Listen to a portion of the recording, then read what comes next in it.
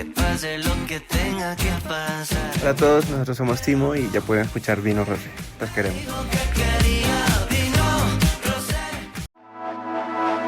Ser podcast. Y el bebé está bien, pero ya se sabe. Es que hay un 50% de posibilidades. Yo voy a estar contigo todo el tiempo. No te preocupes, vas a estar ahí. Ya tengo que interpretar, no me puedo ir. Mírame, Ángela, mírame. Te vamos a ayudar, ¿vale? La prueba no es concluyente, ¿vale? No nos dice si la niña oye o no oye.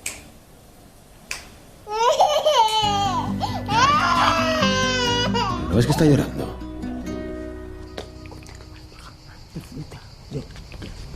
¿Pero sabes lo que pasa? Que tú quieres una pareja sorda y una hija sorda. Pero me has elegido a mí y yo soy oyente.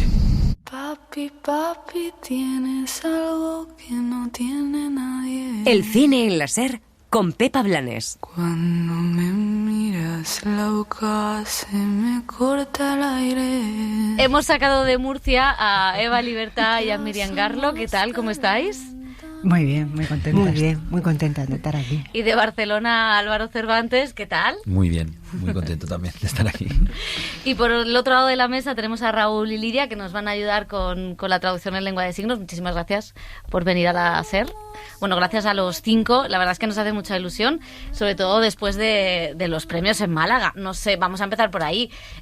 ¿Cómo fue esa noche? ¿Cómo estáis? ¿Cómo estáis procesando todo ahora que se acerca el estreno de la película? Pues esa noche fue una emoción increíble. O sea, yo creo que ha sido... Tampoco he ido a muchas galas, la verdad, pero yo estaba sentada allí y decía, ¿cómo puede ser que esté aquí disfrutando de ver a Álvaro, de ver a Miriam, de ver a Ángela? Estaba emocionada, o sea, no estaba nada nerviosa porque había un ambiente tan bonito y también... O sea, para mí los premios eran como los mejores. O sea, era la Biznaga de Oro que reconocía el trabajo de todo el mundo de la película y luego que a mí me hace mucha ilusión que el reconocimiento del trabajo de Miriam y de Álvaro. Luego el Feroz, o sea, es que estábamos que no cabíamos. Era como... Todo lo que está pasando con el arranque de esta peli era impensable para nosotras, es que era como, es imposible, aunque hubiésemos tenido expectativas altas, no tan altas, no podíamos llegar, o sea que estábamos felices esa noche. ¿Y los actores?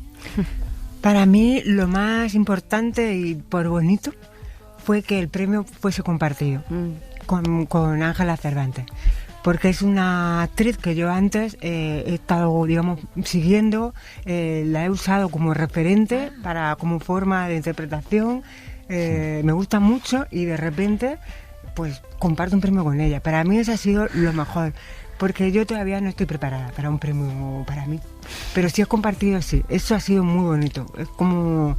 Así sí, con compañera y además que es una compañera a la que quiero realmente. O sea que... Y encima es la hermana de Álvaro. Sí. Tenemos que avisar de que Álvaro lleva emocionado desde Málaga. Sí, estoy muy a flor de piel con todo esto y luego además como el momentazo de que se juntaran las dos familias, literalmente, o sea, estaba toda la familia de Eva y de Miriam, mi familia, la familia de Raúl, de Lidia, sus padres también. Fue muy bonito, realmente es que está siendo un viaje en familia y eso es lo mejor que puedes pedir al cine también. Qué bien.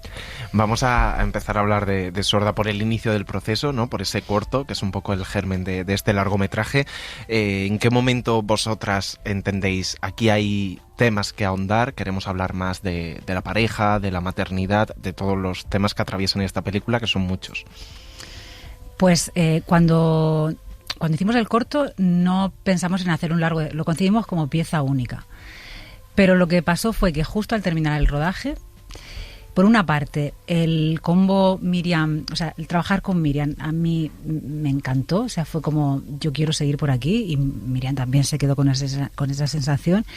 Pero también lo que pasó fue que el corto es algo muy, muy pequeñito, o sea, yo siempre digo que es como un haiku, se planta ahí como la semillita, es como, están los miedos, pero era como, pero bueno, ¿qué pasa si esto se hace realidad? O sea, a mí el personaje se me quedó muy ahí. Y entonces fue como, venga, pues vamos para allá, vamos a preguntarle a este personaje a ver qué pasa si llega la criatura realmente.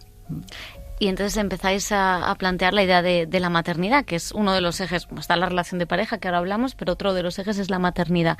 ¿Por qué os interesaba abordar la maternidad desde una madre sorda?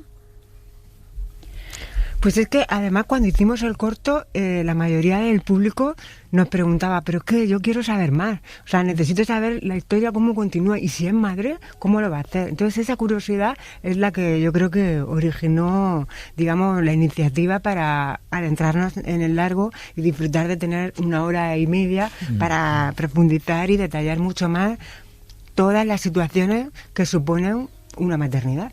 O sea, que... También yo creo que como, o sea, en este deseo que había de hablar del vínculo entre el mundo oyente y el mundo sordo, que era como esa idea originaria, la llegada de una criatura era, a nivel dramático, tenía muchas posibilidades, porque esa pareja que se había construido en base al amor, a la empatía y a la comunicación, pues de repente llega un bebé y lo dinamita todo. O sea, era algo como muy... Que permitía también explorar mucho la pareja, que era otra de las cosas que me apetecía con esta película, era explorar el mundo de la pareja, y en este caso con un oyente y una persona sorda. Y luego también en esas entrevistas que hice a madres sordas, es que lo de la maternidad era, o sea, lo de la maternidad para una mujer sorda, para mujeres sordas, porque cada una tiene una experiencia diferente, pero al contarme esos testimonios me llenaron de imágenes de imágenes muy potentes, sobre todo pues, para eso, para el parto, entonces no sé, fue como muy claro que había que ir por ahí.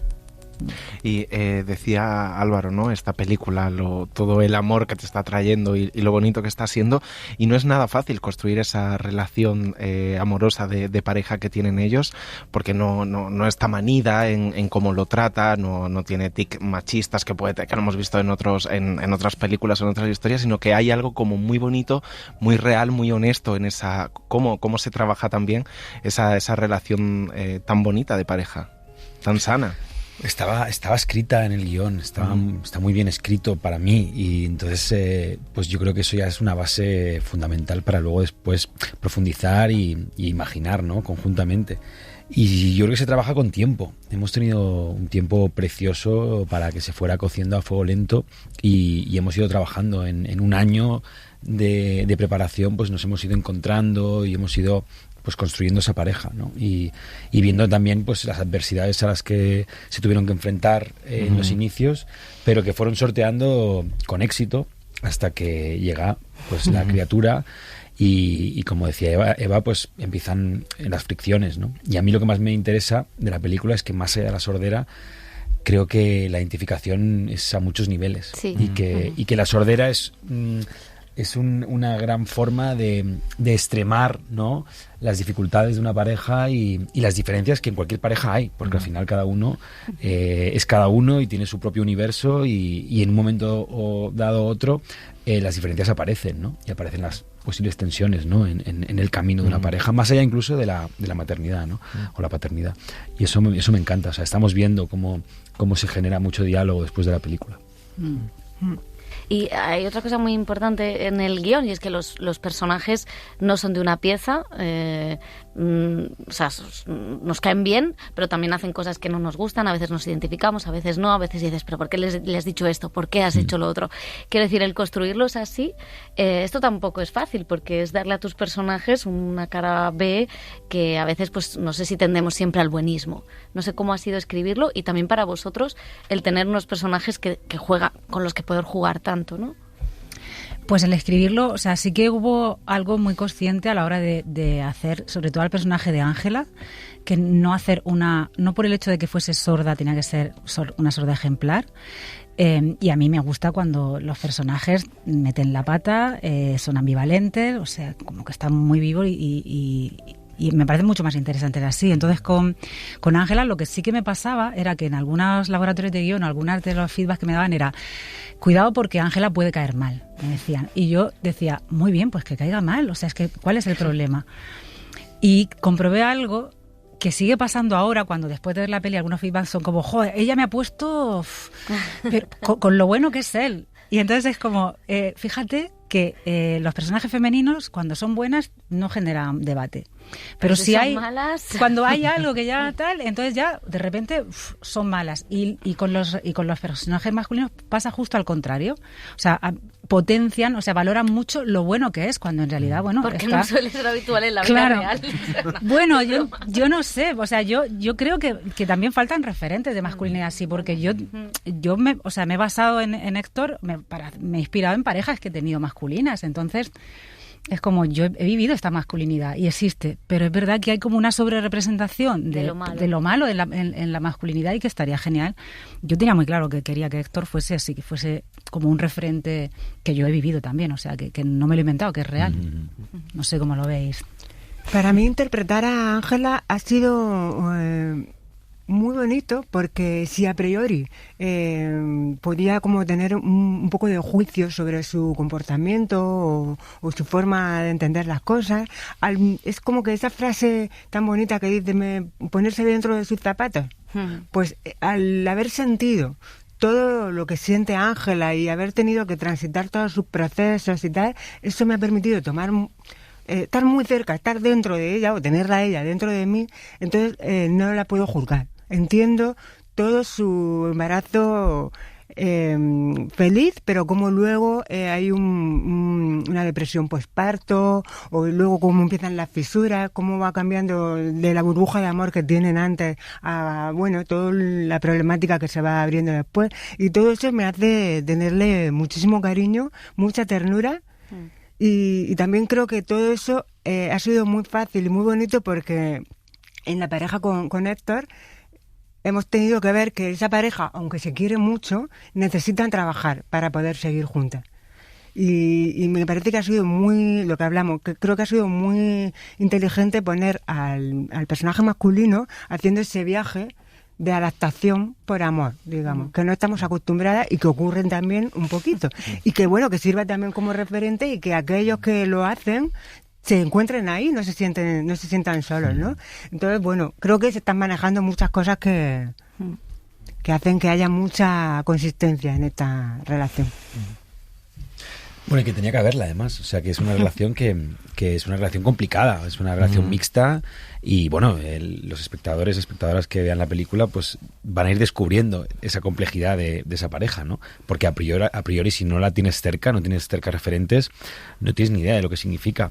Entonces sí que ese amor siempre estaba como un mantra, ¿no? Incluso en los momentos más adversos teníamos claro que esa pareja se quería mucho y había trabajado mucho para llegar donde estaban, ¿no?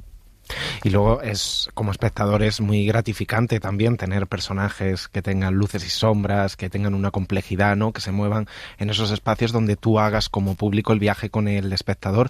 También el guión, que creo que está tan bien construido, ¿no? Que teje esta red de araña con los personajes más secundarios de los abuelos y demás, para también colocarte, no sé si el riesgo era al tratar todo esto, en plan no ser paternalista, condescendiente, que es algo de lo que peca habitualmente el cine cuando trata temas de diversidad. Vosotros, por suerte, lo tenéis cerca y lo habéis tratado de esta manera, pero sí que con el público, también con los personajes secundarios, yo creo que entabla ese juego también con el público de en qué posición me coloco yo como público al ver esta historia. Claro. A ver, si es que al final en esta sociedad o tienes a alguien con una discapacidad muy cercana o no sabes cómo relacionarte. Yo sé sobre sordera porque Miriam es sorda, pero no sé cómo relacionarme con una persona invidente o con una persona con una discapacidad motora. No sabemos.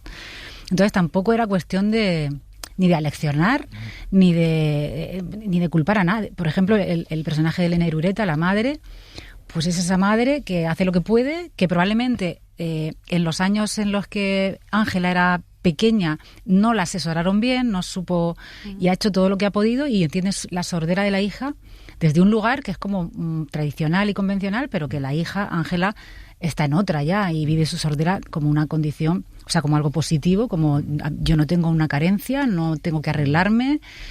Entonces, ese choque está a la orden del día. O sea, es que muchísimas familias de madres, padres de personas sordas que todavía están ahí y está pasando en muchas familias. De esto puede hablar más Miriam que yo, pero la cosa es que, claro, que es una película que al final sí que está tratando este tema que está generando un debate social que tampoco esperábamos que fuese tan, no sé, tan rotundo como está siendo, pero habla de algo que es muy complejo y que hay muchísimas maneras de mirar y de vivir. Entonces los personajes tenían que ir un poco por ahí. ¿Algo que añadir? ¿No? ¿Lo has dicho bien? Perfectamente. Perfecto. Pues sí que quería... Luego hablamos, porque quiero introducir también a los intérpretes, porque me parece que como decíais antes vosotros tres, esto es un viaje en familia, ellos son familia, o sea que tenéis que hablar, no os vais a escapar, y contarnos cómo ha sido el rodaje, que creo que también en esta película es importante pues cómo fue ese rodaje y cómo va a ser ahora, cómo se va a ver, cómo está siendo la promoción, porque precisamente este es un mundo que da la espalda a cualquier persona con una discapacidad. Incluso la radio pues es complicado. Entonces me gustaría que también habláramos de eso, pero antes sí que hay una escena que creo que todo el que ve la película se pone los pelos de punta, que es casi una escena de terror, que es la escena del parto. En Berlín hablábamos de cómo había sido. Ahora que estáis los tres, sí me gustaría preguntaros por la importancia de esa escena, porque ahí se ve ya se ve la violencia de la sociedad hacia las mujeres sordas. O sea, el parto muchas veces es violento hacia cualquier mujer, pero en el caso de las mujeres sordas ahí lo vemos, ¿no? Me gustaría que habláis de cómo configurasteis la escena, porque contaba Miriam contaba Eva, que había metido a médicos de verdad. ¿Cómo fue interactuar con médicos de verdad? ¿Cómo fue interaccionar con el equipo médico real? Pues durante el rodaje yo le pedí, por favor, a Libertad que no me presentase a la persona del personal sanitario porque no quería conocerla. Quería ya empezar y que ya pues estuviésemos rodando para poder controlar bien las emociones, que trabajar desde la verdad, básicamente, ¿no? Saber que están ahí grabándote, pero sabiendo, digamos, habíamos pactado antes las dos los lugares por los que tenía que pasar. Y bueno, fue una improvisación que hicimos 16 veces. Fue espectacular. Yo entré un poquito antes que Miriam, con el marcaje un poco de la secuencia y el personaje de Ángela en ese momento pues lo estaba como pseudo interpretando una meritoria de dirección, o sea que realmente no estaba actuando prácticamente nada, estaba ahí, estaba presente, pero sí que vi al personal médico actuar. Y me entró un vértigo.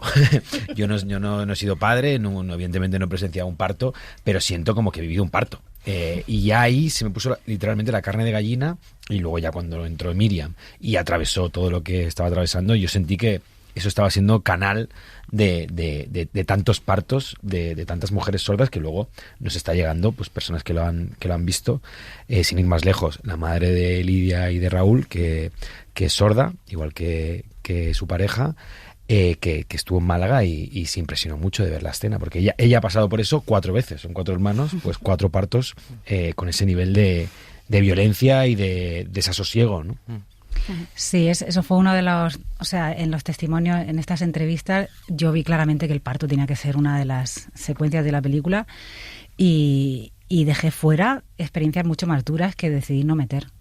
Y luego es que ese momento que ellos vivieron como de que estaba al principio muy vivo, aunque tuvieron 16 hijos después, pero con el personal médico, yo ya había ensayado mucho. Yo ya había engañado a una pareja amiga mía que habían hecho de Ángela y Héctor, y montar la escena con el personal médico fue tremendo porque tenían un criterio de verdad rotundo. Claro, yo la había escrito en base a los testimonios de mujeres sordas, pero el personal médico era como, no, yo aquí tengo que ir esterilizada, la ginecóloga.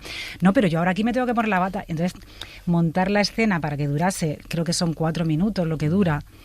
O sea que estaba todo muy, muy medio con el personal médico, y el personal médico ya sabía lo que tenía que hacer cuando llegamos al rodaje. Entonces les llevaba a ellos. Ellos solamente tenían que ir reaccionando, aunque también... Sí, no se achantaban nada por el rodaje. No. Ellos estaban haciendo un parto en ese momento. Sí. O sea, era alucinante. Y la cámara estaba ahí, nosotros estábamos ahí, pues pero ellos llevaban la escena. Fue realmente una montaña rusa, y yo que tenía que interpretar, pero también me di cuenta una vez allí que no podía usar las 2 manos, porque tenía que estar agarrando a Ángela, Miriam, ¿no?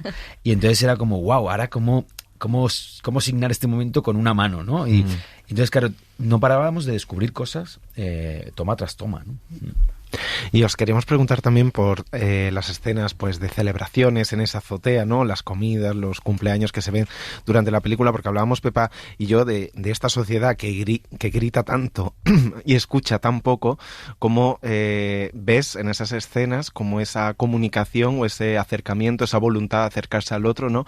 Y como también la lengua de signos como que se dan el testigo, ¿no? Como con un orden, con esa voluntad de escuchar, de entender, que también, no sé si la película en ese sentido es casi una metáfora de la sociedad en la que estamos viviendo, de ese espíritu, ¿no? De acercarse al otro, comunicarte y entenderlo.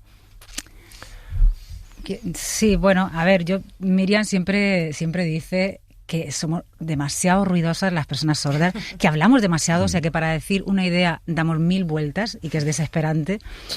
Entonces, en esas escenas, sobre todo lo que era... O sea, mi idea en guión ya era contar la alegría, la felicidad y el cobijo que supone para la comunidad sorda encontrarse. O sea, en un mundo oyente en el que son todo barreras comunicativas y una lucha continua que tienen que... Y ese sobreesfuerzo del que hablaba Álvaro, para la comunidad sorda encontrarse es una fiesta.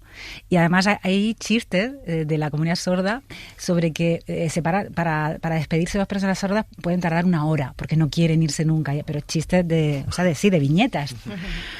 Y ahí en esos encuentros sobre todo era eso, era lo que supone para Ángela y para el resto de amigas y de amigos estar juntos. Y luego también hay mucho tratamiento sonoro ahí, o sea, el sonido ahí está trabajado porque queríamos que se les escuchase muy bien, para que también se pierda un poco esa idea de que las personas sordas son puro silencio, y no es así en absoluto. O sea, también hay mucho sonido y mucho... Entonces están, bueno, pero van por ahí, van por ese lugar de fiesta, de disfrute y de cobijo, de manada, en el buen sentido, que ahora esa palabra está... Sí. Y hablabas de la composición sonora, que después al final de la película tiene también otro momento muy, muy importante, y aparte está toda la forma de planear los planos. Te escuchaba decir que, claro, había que tener perspectiva para que se vieran bien las manos. ¿Cómo ha sido también planificar el rodaje de acuerdo a rodar con una actriz sorda? Pues, como decía, pasamos por varias fases. Esto, cuando digo pasamos, digo sobre todo Gina y yo, aunque luego también sonido también se sumó porque tienen mucha relación, la cámara y el sonido, y sobre todo en esa última parte. Pero pues sobre todo la lengua de signos tenía que estar en plano para que fuese accesible a las personas sordas, con lo cual yo me preocupaba que eso de alguna manera anquilosase, o sea, que hiciese un poco rígida la planificación. Entonces fue darle muchas vueltas a cómo hacerlo. Yo quería una cámara que no fuese que fuese con un movimiento suave y elegante, pero que fuese muy cercana a ellos para poder estar cerca de los personajes. El no perder la lengua de signos, y luego también hubo muchas decisiones que estaban vinculadas con el tema que estamos tocando. Por ejemplo, antes de empezar, yo trabajé con un dossier de artistas, pintoras y pintores sordos, y ahí pudimos ver cómo los colores que usaban eran muy puros, con lo cual tomamos la decisión de no usar filtros. También tomamos la decisión de no perder nunca profundidad de campo, por el hecho de que las personas sordas, Ángela en este caso, toda la información la captan por la mirada. Bueno, eso fue como una guía, o sea, nos ayudó a tomar decisiones también el tema, la sordera. Y luego hay un momento en el que hay muchas más, es que no sé cuánto tiempo tenemos, pero bueno, empezamos la película y están ellos dos siempre en planos conjuntos por contar esta burbuja, luego esa burbuja se va rompiendo y Ángela la vamos aislando cada vez más, al principio está más integrada en su entorno, entonces los vamos separando, y luego ya hay un momento en el final que es cuando entramos, por así decirlo, en Ángela, y todo cambia también a nivel de planificación. Pero bueno, la idea también fue que estuviese vinculado lo que estábamos contando a como lo contábamos, al tema, vamos. Y estamos hablando mucho del proceso, que es súper interesante porque el resultado está ahí, es fantástico, ahí están los premios y la carrera que le queda en taquilla a la película, pero qué bien hablar del proceso, que ha sido muy largo, 1 año, como habéis dicho. ¿Cómo os ha transformado a vosotros como actores este proceso, tener ese tiempo, esa capacidad, ¿no?, de aprender, Álvaro, tú por ejemplo, lengua de signos, o muchas cosas más que pasan en la película? ¿Cómo os ha transformado como actores? Pues a mí realmente pues he asistido a un parto, o sea, he parido, de verdad.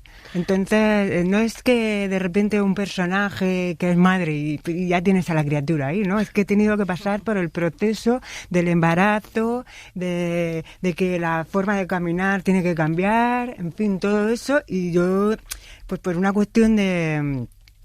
Pues he ido como induciéndome a esas emociones y esas sensaciones y de lo que tienen que sentir las mujeres embarazadas.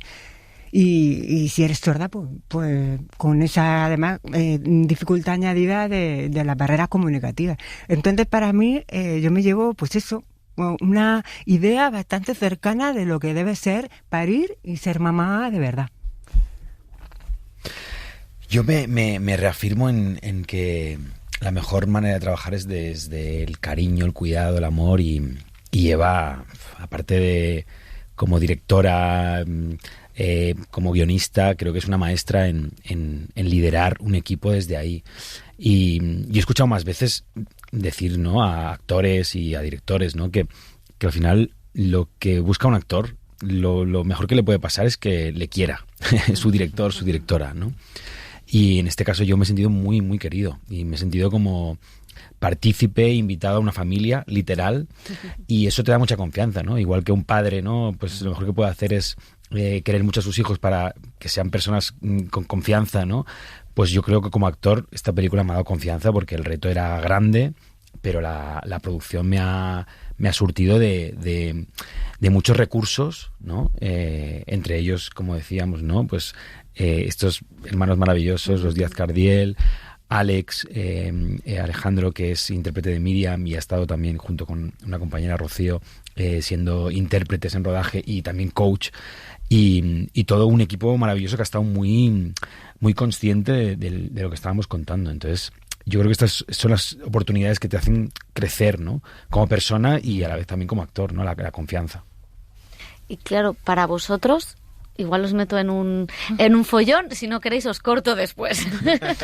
Pero sí que me gustaría preguntaros, vosotros no habéis estado en el rodaje, pero sí en la promoción. ¿Cómo estáis viviendo toda la promoción también? ¿Y cómo estáis viviendo también la película? Decíais que vuestros padres la habían visto en Málaga. No sé también para vosotros qué significa.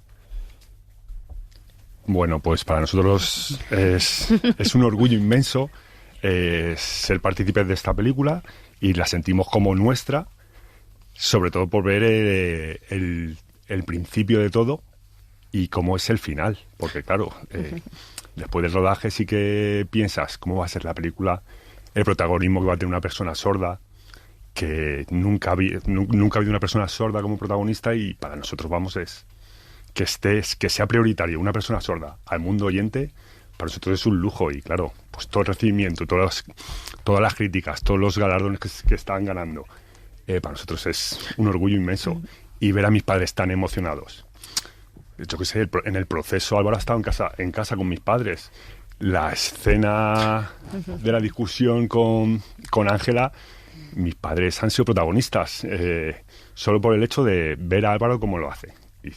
Y el proceso de empezar con Álvaro un hola, buenos días, a tener una comunicación correctísima no, muy buena con una persona sorda, es alucinante.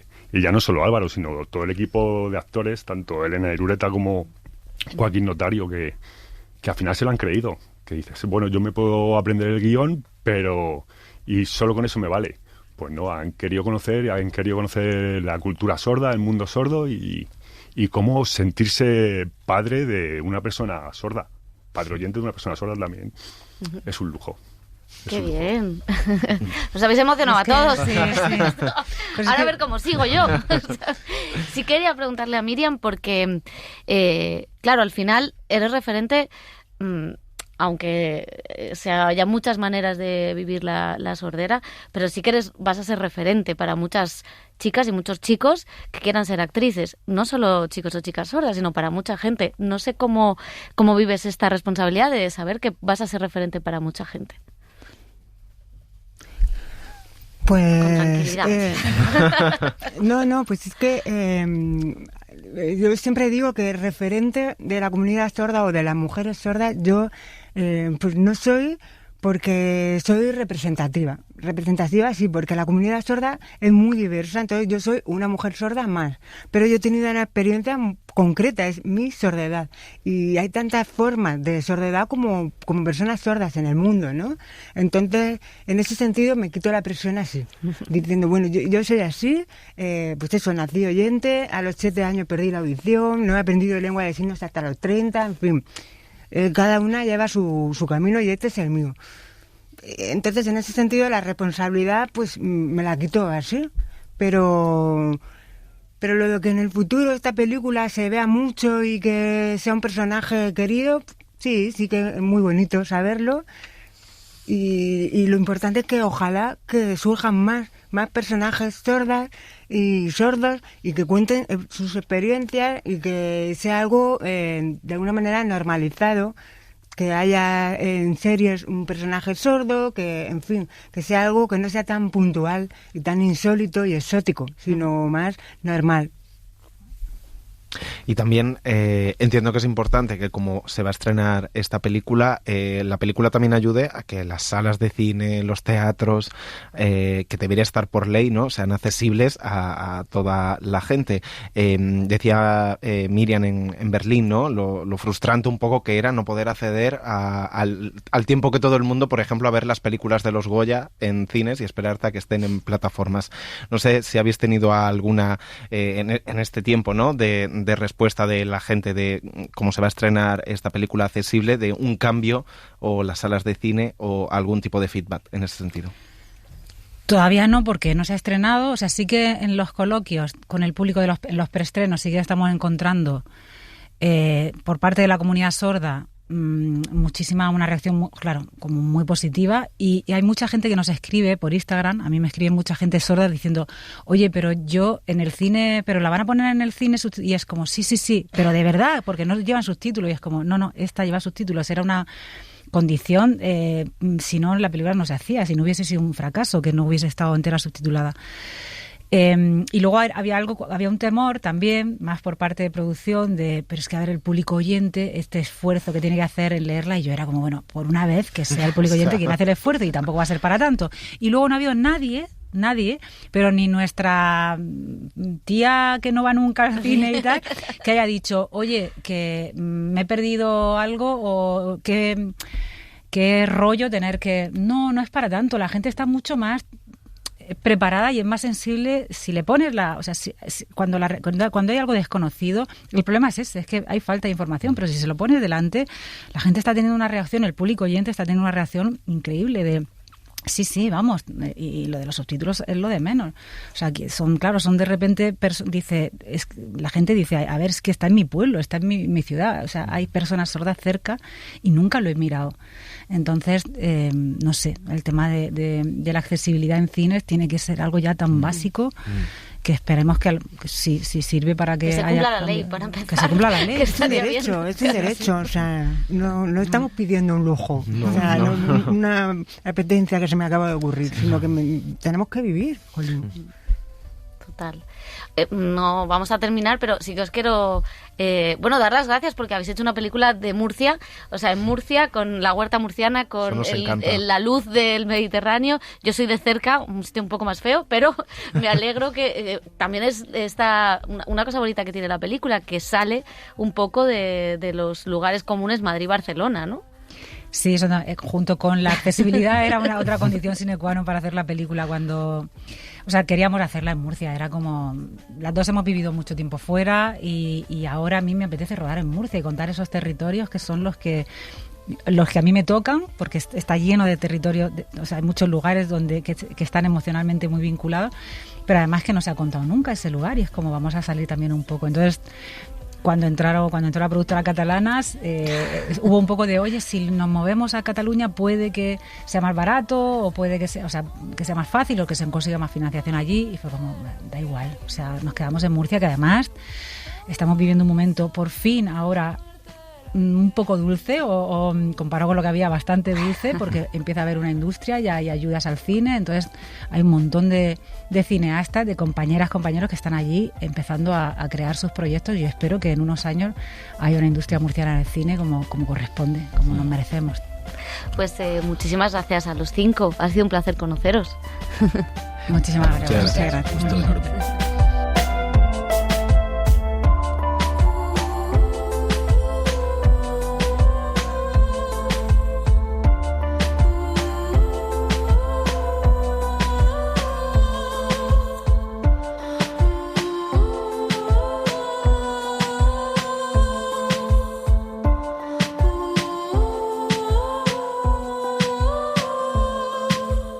El cine en la SER con Pepa Blanes.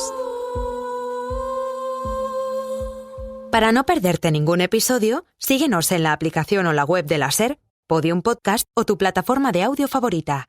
Que pase lo que tenga que pasar. Hola a todos, nosotros somos Timo y ya pueden escuchar Vino Rosé. Los queremos. Digo que quería